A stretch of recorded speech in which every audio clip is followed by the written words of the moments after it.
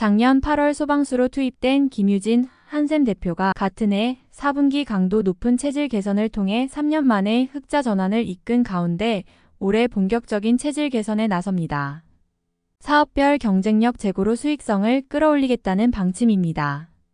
일각에서는 사업 재편을 위한 인수합병에 나설 가능성도 점치고 있습니다. 8일 한샘 관계자는 올해를 성장 모멘텀 발현과 관련해 본격적인 턴어라운드 시기로 상정할 것이라며 허리띠를 졸라맸던 지난해에 이어 경영 효율성을 더욱 강화하겠다고 밝혔습니다. 한샘은 지난해 영업이익 19억 원을 달성해 전년 대비 흑자 전환을 달성했습니다. 지난해 3분기까지 96억 원의 누적 적자를 기록했지만 같은 해 4분기 115억 원의 흑자를 낸 게 주요했습니다. 지난해 8월 부임한 김유진 대표 주도로 매출 원가와 판관비를 개선한 결과였습니다. 한샘은 김 대표 체제 전환 이후 전 사업 부분에 걸쳐 구조를 혁신해 원가 구조 개선과 비용 효율화를 이뤄내고 있다고 강조했습니다. 특히 원가율의 경우 2022년 4분기를 정점으로 꾸준히 개선되고 있다고 부연했습니다.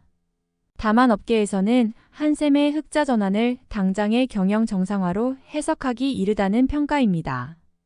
매출은 1.7% 역성장했고 622억 원의 순손실을 기록해 2년 연속 적자 늪에 빠진 상태입니다. 재무 안정성도 여전히 불안한 상태입니다.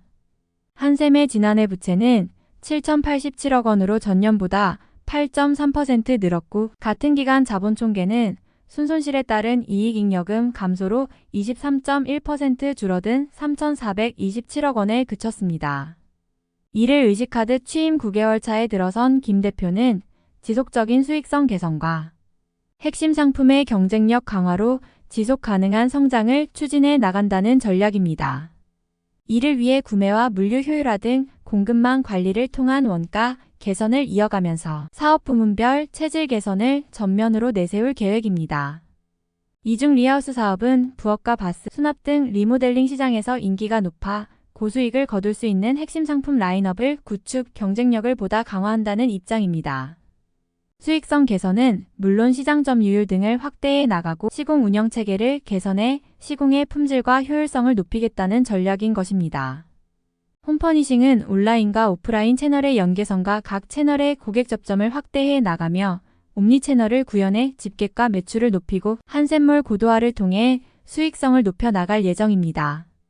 또 수납 신제품 시그니처와 호텔 침대 등 중고가 상품의 라인업을 강화해 상품 판매 단가를 높이고 연계 상품 판매를 확대해 나갈 계획입니다. 일각에서는 나아가 한샘이 M&A 시계를 가동할 가능성도 주목하고 있습니다. 2022년부터 타진해온 상암 사옥 매각 등이 현실화되면 해당 자금을 앞세워 건자재 기업 인수에 나설 것이란 점에서입니다. 김 대표가 M&A와 관련해 여러 경험을 쌓았다는 점도 이 같은 관측에 힘을 보태고 있습니다. 1981년생인 김 대표는 2009년 IMMPE에 합류해 할리스, 레진 코믹스 등 여러 M&A를 주도했습니다. 한샘 역시 가능성을 열어둔 상태입니다. 아직까지 구체적으로 결정된 바 없지만 보유 부동산 매각 및 매각 자금으로 프롭테크 건자재 기업 인수와 관련해 검토 중이란 입장을 지난 5일 재공시하기도 했습니다.